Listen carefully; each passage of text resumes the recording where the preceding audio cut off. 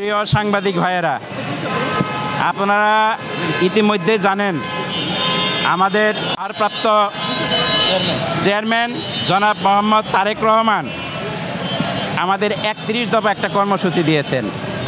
সেই কর্মসূচিতে আমাদের জন উন্নয়নমূলক এবং জনসম্পৃক্ততামূলক কর্মকাণ্ড সেখানে উল্লেখ করে দিয়েছেন।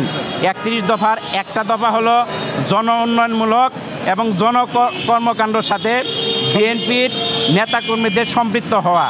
আমরা সেই ৩১ দফার একটি দফাকে বাস্তবায়ন করার জন্য আজকে কোনাবাড়ী মেট্রো থানা বিএনপি এবং সহযোগী অঙ্গ সংগঠনের এই যৌথ উদ্যোগে আজকে আমাদের এই কর্মসূচিটা পালন করতেছি আমরা।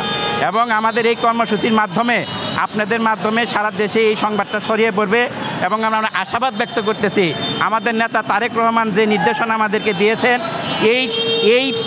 এই দিকে লক্ষ্য রেখে সকলে দেখে আমাদের এই কার্যক্রমকে উদ্বুদ্ধ হয়ে সারা দেশের লোকজন এবং বিএনপির নেতাকর্মীরা এই কাজের সাথে সম্পৃক্ত হবে এই আশা আমরা রাখতেছি।